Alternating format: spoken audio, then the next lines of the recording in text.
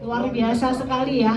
Hari ini hari yang tadi Ravina bilang orang males lagi habis liburan, sebentar lagi liburan lagi. Tapi teman-teman semua ada di sini dan tadi kita sudah mendengarkan apa yang Pak Ernest bilang. Berarti teman-teman adalah bagian yang mau bangkit. Kita sama-sama, kita tidak ikut dalam kumpulan yang tadi bilang apa? Kuahnya dicemooh. Wah, kok begini? Wah, kok begini? Tapi di sini kita mau sama-sama bangkit. Kita mau sama-sama bangun AFC untuk lebih besar dan lebih besar lagi. Kayak setuju semuanya ya? Saya bersyukur sekali saya akhirnya ketemu AFC. Mungkin sedikit cerita, tadi Pak Ernest bilang kalau ingat saya nangis. Mudah-mudahan nggak nangis ya hari ini ya. Saya mengutip ceritanya Pak Mike, gayanya Pak Mike. Saya mau cerita aja hari ini bagaimana perjalanan dari seorang Anita yang awalnya kami sekilas balik ya. Saya kakak dari Ardian. Kami bukan dari keluarga berada. Dari awal lulus SMA, saya mau kuliah aja itu sudah untung. Karena kondisi keuangan keluarga waktu itu benar-benar lagi terpuruk. Jadi untuk kuliah pun saya harus berjuang. Dan waktu itu pemikirannya apa? Cuman sekolah, cari IP bagus untuk apa? Jadi karyawan, bekerja. Nggak bisa saya punya muluk-muluk mimpi-mimpi yang terlalu jauh di depan, karena buat hidup hari demi hari aja kita harus berjuang. Untuk kuliah pun saya harus berjuang. Sampai akhirnya waktu itu day by day dijalanin, kakak saya menemukan ternyata ada satu jalan percepatan. Kalau kita dari karyawan, mungkin mohon maaf sebelumnya kalau ada yang karyawan, tapi mungkin merasakan hal yang sama seperti saya. Kita sudah dedikasi. Saya sudah sempat dapat penghargaan juga dari kantor, tapi tetap gaji naiknya 10%, 20%, 30% sudah hebat sekali. 2 kali lipat. Ada yang menggeleng ya Bu ya, nggak mungkin. Caranya saya naik gimana? Saya harus jadi kutu loncat. Saya loncat dari satu perusahaan ke perusahaan lain untuk supaya dapat income lebih tinggi. Tapi sampai kapan saya bisa seperti itu? Karena saya nggak punya modal untuk mulai satu usaha mungkin seperti teman-teman lain yang sudah ada dana. Dari situ akhirnya saya kenal yang namanya MLM. Kami tahu saya termasuk orang yang takut keluar dari zona nyaman waktu itu. Karena waktu saya pertama kenal MLM, kondisi saya waktu itu sudah seperti asisten direktur lah ya. Semuanya dipegang, kayaknya hebat. Tapi bos saya makin kaya dan kaya, saya ya gitu-gitu aja. Jadi sampai suatu saat saya kebuka, sampai kapan saya memperkaya orang lain? Sampai kapan kita semua yang mungkin maaf saat ini mengalami apa yang saya alami saat itu? Sampai kapan kita memperkaya orang lain dan kita tidak memikirkan diri kita sendiri? Dari situ saya mulai belajar keluar dari zona nyaman. Jujur kalau sudah jadi karyawan, suruh mulai satu usaha takut nggak? Takut, apalagi saya ibu rumah tangga, tinggal di Bogor, mulainya di Jakarta. Aduh, mau melawan untuk keluar dari zona nyaman itu nggak mudah. Tapi waktu itu karena saya melihat ini salah satu jalan dan saya mau berubah. Dulu saya negatif dengan MLM, sangat negatif. Saya tutup kuping. Orang bilang MLM, saya bilang no. Itu buat kalian mungkin. Ada yang sukses itu buat kalian, bukan buat saya. Tapi ternyata saya salah. Saya berguru ke orang-orang yang keliru. Saya belajar ke orang yang gagal. Tadi benar kata Pak Ernest, jangan kumpul di kumpulan pencemooh. Jangan belajar ke orang yang gagal. Belajarlah ke orang yang berhasil. Karena kenapa? Ada yang gagal, ada yang berhasil. Semuanya tergantung diri kita. Dari situ saya mulai belajar melangkah. Tapi waktu itu namanya masih belajar. Saya cuman ketemu, lihatnya apa? Produknya bagus. Padahal untuk jalan satu bisnis kita perlu 3. Produk, company, dan marketing plan-nya ya. Bonus compensation plan-nya. Tapi waktu itu yang penting produknya bagus. Saya nggak melihat company, nggak melihat marketing plan. Namanya masih belajar. Jadi kalau Bapak Ibu ada yang pernah gagal di tempat lain sama seperti saya, itu proses untuk kita belajar. Sampai akhirnya saya terus menunggu dan menunggu ketemu satu network yang saya cari. Ternyata nggak kunjung ketemu. Sampai akhirnya tahun 2016 keadaan makin terpuruk, ujian saya makin berat. Sampai akhirnya, tapi waktu keadaan saya berat itu pun Ardian tahu, saya tipikalnya nggak pernah cerita, jadi nggak ada yang tahu. Saya besok mau makan apa, nggak ada dana, nggak ada yang tahu. Rumah saya ambruk, nggak ada yang tahu. Sebenarnya saya rumah ambruk sudah dari tahun 2016. Sampai terakhir di 2017 itu sudah bahaya sekali, kondisinya sudah siap roboh. Tapi itu saya masih bertahan, saya nggak pernah ngomong dengan siapapun, karena saya percaya pasti ada jalan. Kalau saat itu saya sedang dilatih Tuhan untuk seperti anak panah ditarik mundur, nggak lagi titik nadir, tapi titik terbawah lagi, negatif. Seperti anak panah yang lagi mundur, tapi saya percaya pasti ada jalan keluar di depan sana. Setuju Bapak Ibu? Dan saya bersyukur saat saya bergumul, saya berdoa, Tuhan saya harus kerjain apa? Bulan Agustus 2018 saya dengar berita baik dari Ardian. Ci, ada perusahaan bagus banget Ci dari Jepang. Begitu saya dengar dari Jepang, wah boleh tuh Nyo. Karena Jepang biar bagaimanapun kita akuin itu bagus. Setuju ya? Kalau kita udah ngomong Jepang pasti beda dong dengan kita ngomong negara lain. Produknya sudah jelas diakuin. Saya udah oke, produk oke. Sekarang kan kita belajar harus ada yang kedua, company. Kata Ardian, company-nya keren sih. Bukan MLM aslinya, tapi farmasi. Wah boleh itu. Yang ketiga, marketing plan dong. Jangan sampai kita kerja lagi yang kaya, perusahaan yang kaya bukan kita lagi. Kita kerja dengan cara yang salah. Ardian kasih marketing plan-nya. Begitu lihat marketing plan-nya saya bilang, wah ini bagus nih. Ini yang saya cari selama ini. Tapi bulan Agustus itu Ardian lagi sibuk. Akhirnya Ardian bilang, Ci, aku tak pergi dulu ke Dubai, pulang dari Dubai, nanti ya baru kita garap lagi. Tapi waktu itu saya sudah dalam keadaan kepepet. Pulang dari Dubai, saya sudah sempat kerjain yang lain yang kata dalam tanda petik nggak perlu modal. Saking kepepetnya, sampai akhirnya di bulan November Ardian balik lagi. Ci, masih minat AFC nggak? Kan saya udah dari awal bilang ini bagus Nyo. Tapi saya setia di situ ya. Meskipun Ardian pergi, saya tetap komit, dia yang ngajak saya nunggu sampai dia siap. Meskipun waktu itu Ardian masukin saya di grup, ada Ko Budi Darwin, saya udah kenal Ko Budi, tapi saya tetap nggak loncat, karena saya menghargai, kita kompak ya, kita selalu kerja dari teamwork. Jadi teman-teman, kita berada di sini pun tidak cuma sekedar dengan kondisi kita udah tahu company bagus, perusahaan bagus, tapi kita juga perlu tim. Kita nggak bisa kerja sendiri. Dan saya selama ini sama Ardian selalu satu tim yang bagus. Jadi saya tunggu dia. Begitu di November mulai gerak, saya doa. Saat itu kondisi kepepet. Jujur waktu itu awal mulai AFC ada 4 pilihan. Saya berdoa itu, Tuhan, saya sudah lama tunggu.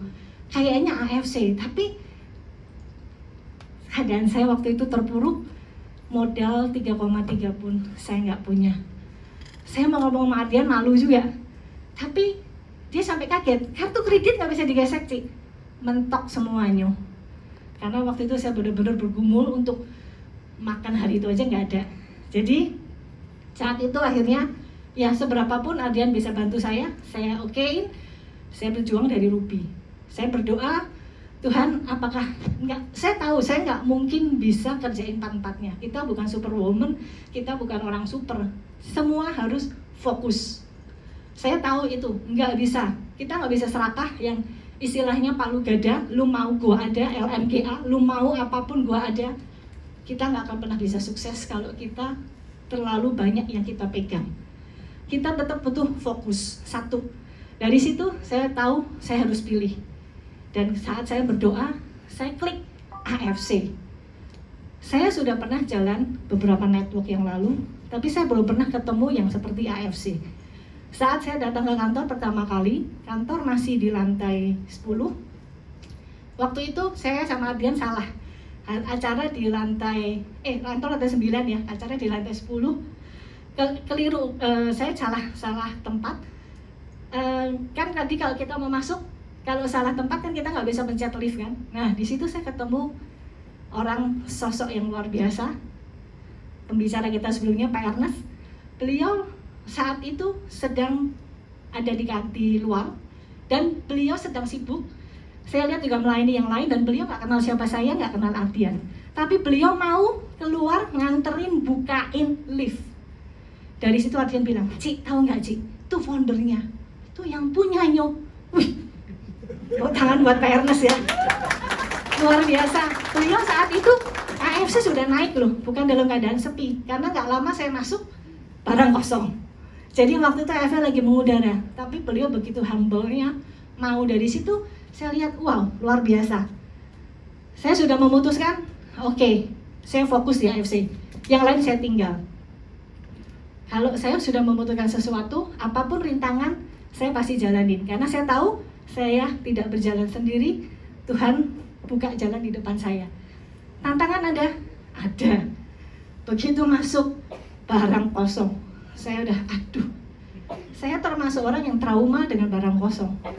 Tapi karena waktu itu saya sudah percaya dengan AFC, saya tetap jalanin itu. Akhirnya saya bisa achieve Jepang. Di Jepang, saya ketemu, makin kenal lagi dengan manajemen. Saya kenal dengan Pak Niko, kenal dengan Pak Mike. Begitu melihat, wah Pak Niko ini, saya baru tahu marketing plan yang saya senengin, ternyata beliau yang bikin. Tepuk tangan buat Pak Niko ya. Masih muda, tapi smart sekali. Bisa bikin satu marketing plan yang membantu banyak orang. Apa bedanya marketing plan AFC dengan yang lain? AFC boleh dilihat, marketing plan-nya presentasi terbesar buat siapa? Buat kita yang baru start. Siapa yang harus ditolong? Jadi saya melihat visi, misi yang dicanangkan oleh AFC benar-benar sejalan. Kalau visi dan misinya transformasi Indonesia untuk menolong orang, marketing plan-nya pun seperti itu.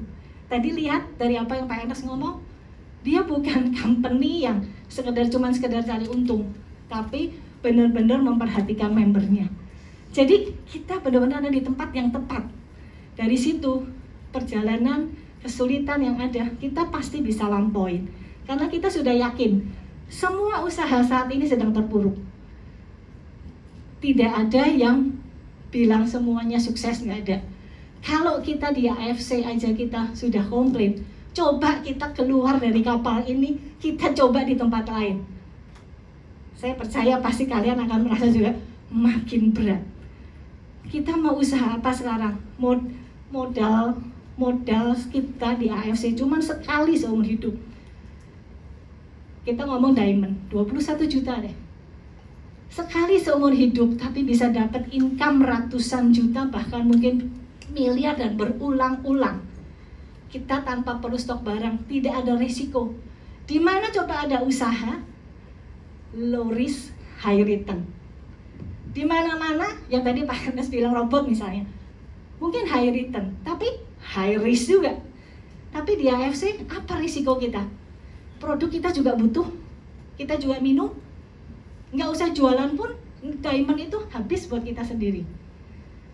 Perjalanan berikutnya, bulan Januari tanggal 5, saya jatuh. ACL dan meniskus saya robek dan harus operasi. Waktu itu nanya, saya waktu itu bertahan nggak ke dokter sampai 2 minggu, dipijit ternyata malah tambah parah. Tanggal 24 Januari, dokter bilang, kayaknya ini harus operasi, karena sudah robek. Dan saya tanya-tanya operasinya ratusan juta, MRI-nya aja waktu itu saya tanya 3,7. Saya ngomong sama suami, kita MRI, kalau akhirnya hasilnya harus operasi, nggak punya duit. Mendingan, oh ya, saya ada sedikit kelewatan ya. Tadi kan modal ruby.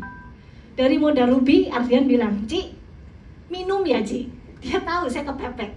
Mungkin teman-teman ada yang ngalamin kayak saya yang kepepet, bukannya diminum tapi dijual. Akhirnya PD kita pun kurang. dia bolak-balik ngomong, dia tahu kalau saya udah pede, saya pasti ada semangatnya beda. Tapi waktu itu faktor kepepet, daripada besok nggak bisa makan udah jual aja. Tapi akhirnya saya sekarang belajar, Tuhan mungkin izinkan saya jatuh, mau nggak mau saya harus minum produk ini. Dan ternyata luar biasa banget, yang dokter bilang harus operasi, penyembuhan butuh waktu 6 bulan. Dan saya waktu itu bilang, aduh saya mau ke Jepang lagi. Oh ya, saya sempat kelewat ya, saya achieve Jepang dengan kondisi tidak ada barang. Jadi waktu itu saya pikir, waduh saya harus berangkat ke Jepang, saya kondisi kaki sakit gimana ini. Saya hantem SOP 100, waktu itu saya langsung makan sehari 4. Kondisi nggak ada duit, tapi saya pikir saya beli SOP 3,3, daripada saya MRI hasilnya cuma bilang, ya saya harus operasi tapi saya nggak mampu. Kalau saya minum SOP dan itu terbantu, saya bisa lebih powerful karena saya yakin produk ini benar-benar oke. Dan puji Tuhan, ternyata benar, saya tidak perlu operasi dan saya bisa berangkat ke Jepang. Produk kita dahsyat ya. Nah dari situ pulang dari Jepang, lihat pabriknya, ketemu foundernya, makin kenal dengan manajemen, saya makin kuat, saya makin yakin ini tempat yang tepat. Jadi teman-teman, kita semua udah tahu, ini kendaraan kita yang kalau saya bilang boleh yang tercepat, setuju nggak? Terbaik? Jadi kalau kita ngomong mobil apa sekarang yang termahal? Ferrari ya. Nah kalau sekarang kita tahu ini Ferrari bagus, orang lain naik, misalnya kita bilang menuju ke Semarang, saya naik Ferrari, saya bilang itu cepet banget ya naik Ferrari, cuman berapa jam nyampe, dan tujuan dia yang dia capai, yang dia mau capai itu dia lalui dengan enjoy, dengan enak, karena dia punya kendaraan yang nyaman, yang enak. Nah kita cuma mau nonton, lihat, hebat ya Ferrarinya, atau karena kita sudah juga sebenarnya sudah mencicipi Ferrari itu, kita sudah di dalamnya, kita tinggal ngegas, kita tinggal setir. Sekarang tinggal bagian dari kita mau starter, kita mau gas, kita mau setir, atau kita cuma lihat mengagumi, hebat ya, hebat memang AFC luar biasa, hebat memang Pak Ernest hebat, Pak Niko hebat, Pak Michael hebat, wah leader-leadernya hebat. Tapi kita masih stay di sini aja. Semuanya kembali tergantung kita. Masalah ada, pasti ada. Tidak ada selama kita hidup di dunia tanpa masalah, itu nggak mungkin. Semua pasti ngalamin masalah. Tapi kita bersyukur kita ada di sini, dimana mungkin saat orang lain terpuruk, orang lain mengais-ngais masalah keuangan yang mungkin nggak tahu gimana penyelesaiannya, tapi kita di sini banyak sekali yang terbantu. Termasuk saya sama sekali nggak pernah kepikir mau jadi Bu Sido, jujur. Saya nggak berani terlalu bermimpi gara-gara saya terlalu banyak gagal. Sebelumnya terlalu banyak gagal. Tapi kenapa saya gagal? Akhirnya saya belajar. Karena dulu saya tidak yakin dengan apa yang saya jalanin. Jadi kembali terserah kita, bagian kita. Karena saya tidak yakin, saya tidak punya power untuk ngomong ke orang.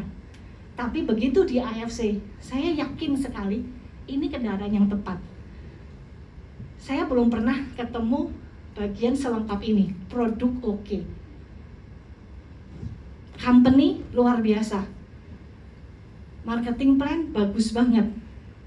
Foundernya, manajemennya sangat-sangat support. Mereka mau turun. Pernah nggak ketemu kayak gini teman-teman? Nggak pernah ya.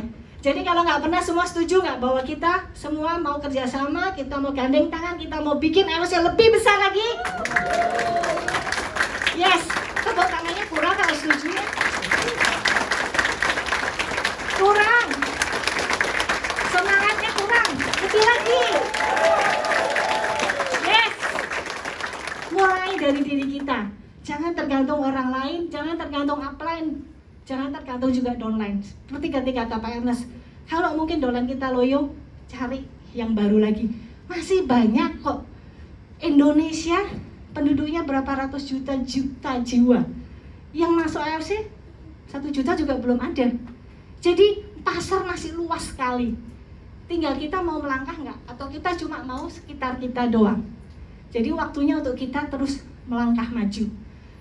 Saya percaya Kalau kita terus stay di sini, kita terus tunjukkan bahwa kita ada di sini, downline kita yang mata ditidur akan bangun lagi. Karena semua tergantung dari diri kita. Awal kali start di sini, saya tinggal di Bogor.